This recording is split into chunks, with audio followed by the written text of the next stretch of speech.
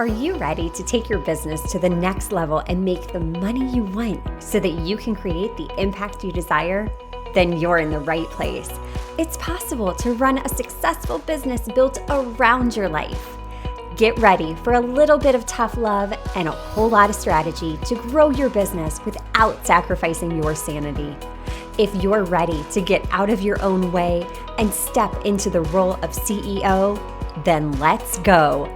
I'm Amy Traw, and this is the Motivated CEO Podcast. Do you ever have those weeks where you reflect back and you go, whoa, I just survived that.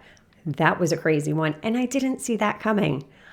I am coming off of one of those weeks, and today's episode is going to be all about life and just how when the unforeseen happens, how to make sure that your business is set up in a way that you're still bringing in revenue. Because even though this week I was very limited in my capacity to actually be in my office, be doing a lot of my normal tasks, routines, workflows, my business still made money. Even though this week involved multiple trips to the ER, 2 hospital admissions, like everyone's fine, everything will be okay. It's just been a lot. It's been a lot emotionally, mentally, just not knowing what the future holds. And all of us go through things like this at one point or another. But as an entrepreneur, especially as a solopreneur, it's important that we have our business set up in a way that still supports income, bringing in money, even when we can't be the face of it 24/7. And I think this is where a lot of business owners get stuck. We're relying on one platform, which is often social media, in order to grow our business. So I want to unpack for you today how I have been able to continue to bring in money despite not being on social media much this week. And the first way I do that is through affiliate marketing. I have a lot of different things running in the background, a lot of different agreements with different products, services, people that I massively edify, that when it's appropriate, I share those opportunities out. I'm not going to be walking around as a billboard 24/7 promoting these things, but when there's that aligned fit, when I see someone that needs something that I believe in so wholeheartedly, I'm going to present that invitation. And again, sales is presenting an invitation to a solution, right? That's all it is. It's not about being spammy and dropping into people's DMs and being like, hey, I have this thing, buy this thing. That comes across as desperate. But what you can do is present those invitations that if somebody you see is struggling with something and you know someone that can help them, you can connect those two people. And if it turns out that it's a mutually beneficial fit for them, hey, guess what? You can make some money on the back end. So don't discount the power of affiliate marketing. The next one is referrals. Referrals are still such a major strategy and so often underlooked.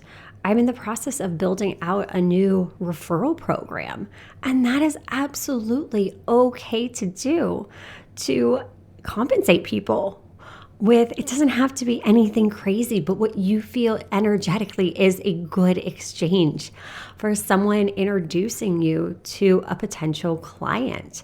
If that potential client, it turns out to work out, hey, I always send money back that direction for referrals. Like, hey, I appreciate you, because what it is that's somebody that might not have known about me without this person. So I'm paying out a little bit of money, but this mindset shift has to take place. And this is something one of my mentors, Jess DeRose, taught me was, I don't look at it as money that I'm giving up, money that could have been in my pocket.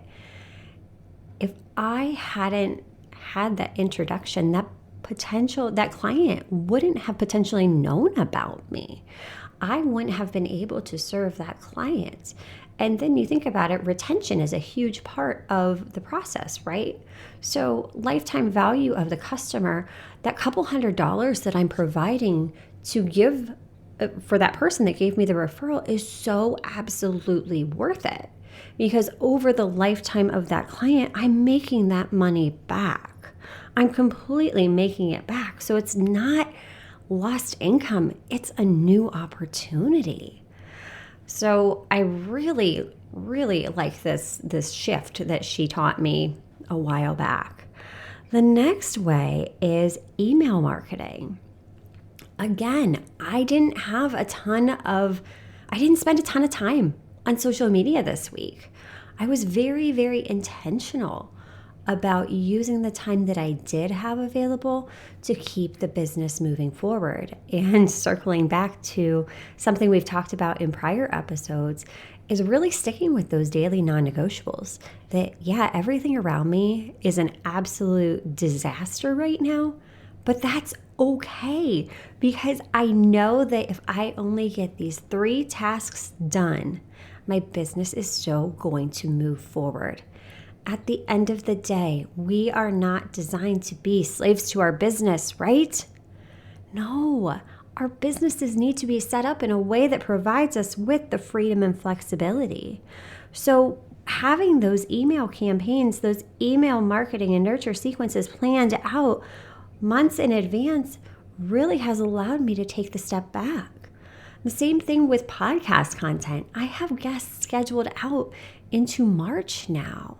By just being strategic and planning ahead, it's almost like an insurance policy to me that gives me that wiggle room and gives me the flexibility that, okay, if I have something really relevant, really top of mind, like this episode, I'm recording the Friday before it goes live, I have the flexibility to do that because it's timely, it's relevant, I want to do that.